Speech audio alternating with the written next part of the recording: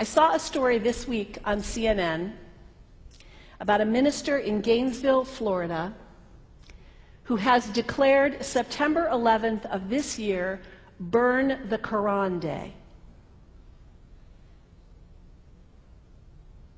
Thank you for your reaction. That was mine. This guy is a minister at a non-denominational church called the Dove World Outreach Center. He said all kinds of disparaging, insulting, inaccurate things about Islam that I'm not going to repeat from this pulpit. His message is about hate and fear, and I can assure you there is nothing in the Gospels, there is nothing in the teaching of Jesus Christ that says anything about burning the holy texts of other traditions. It is not there. The proposed burning of the Quran is obscene. It is not the work of peace. It is not the work of understanding. It is not the work of building bridges. It is insanity. Now, the good news is there are a lot of groups, a lot of churches, even the National Association of Evangelicals, who are condemning this action and urging the church to cancel their event. A conversation about God demands grace and openness, a willingness to learn, to have our own ideas challenged, our convictions questioned. These are the hallmarks of humility. When I was in seminary, I read from someone whose name is lost to me now, when you speak of God, your voice should shake a little. You know, Jesus had no time for religious know-it-alls. He saved some of his harshest criticism for church leaders, for the Pharisees, the religious leaders who were so certain about who was out and who was in, who was holy and unholy, clean and unclean. Jesus was forever taking all this religious certainty and turning it on its head. And we can only imagine what Jesus would have said about Pastor Terry Jones and his Burn the Quran campaign. I think he would say, this has got to stop. Followers of Islam believe that the Quran is a collection of revelations received by the Prophet Muhammad from God about 1400 years ago. They believe that Muhammad was the last of a series of prophets and teachers and messengers that included Adam, Moses, Jesus, Abraham, all names revered by us as well. The word Islam means peaceful surrender to the will of God. The Quran was written at a time when the Muslim people were being driven from their homes, persecuted, and killed. The Old Testament was written at a time when Jewish people were being driven from their homes, persecuted, and killed. And religious scholars will tell you that most holy scriptures have stories of war and violence in them. Throughout history, most faiths have used these texts to justify violence.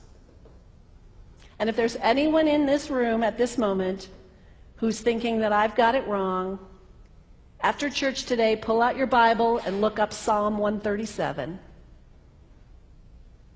And you'll see that our own text has passages that can make us uncomfortable. But also, like the Bible, the predominant message of the Quran is of peace and care and loving God, justice, care for the neighbor, care for the stranger. In the Bible, we have thou shalt not kill. In the Quran, we have whoever kills another, surely he is killing all of humanity. And whoever saves the life of another, surely he saves the lives of all humanity.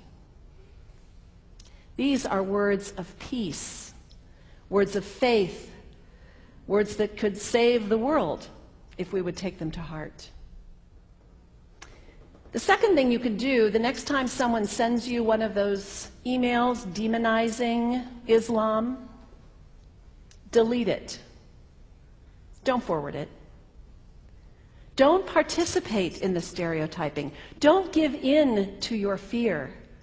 It's okay to be a little afraid. We all have those emotions. Just don't give in to it. Don't sign on for it. Don't focus on this tiny group of extremists who commit acts of violence. Focus on the hundreds of millions of Muslim people in the world who are people of faith, whose priorities and concerns and families are not so different from your own. And third, when you think of Muslim people, think of individuals. Think of the professor at Ohio State. Think of the engineer at Honda. Think of the teacher at the elementary school down the street. When you think of Muslim people, remember those who died on 9/11, not the hijackers. There was only a handful of them. Remember Mohammed Sunhami Hamandi. He was born in Pakistan. He came to the United States as a small child with his parents. He played high school football. He went to college. He became a part-time ambulance driver. He died, this Muslim young man, on 9/11, trying to rescue people and save lives. When you think of Muslim people, remember Mohammed Salahuddin Cloudhurry. He was a waiter at Windows on the World, which was at the top of the World Trade Center. He died that day. His wife had their baby 2 days later. When you think of Muslim people, remember Rama Salih. She was a woman, 28 years old. Her neighbors described her as fun and outgoing and generous. And she died on American Airlines Flight 11, 7 months pregnant with her first child. Remember the founder of the Islamic Circle of North America, who worked in the World Trade Center and also died on September 11th. That same group now is giving away tens of thousands of copies of the Quran in response to the campaign about burning the Quran. In the language of their own tradition, they are spreading words of faith and peace and hope. One of the ladies at the 8:30 service this morning said to me after, maybe we should declare September 11th, buy a Quran and read some of it.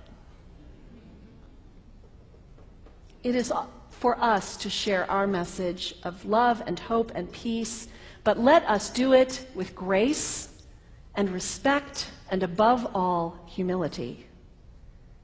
God grant us, as individuals, as a nation, as Christians, the humility for this work.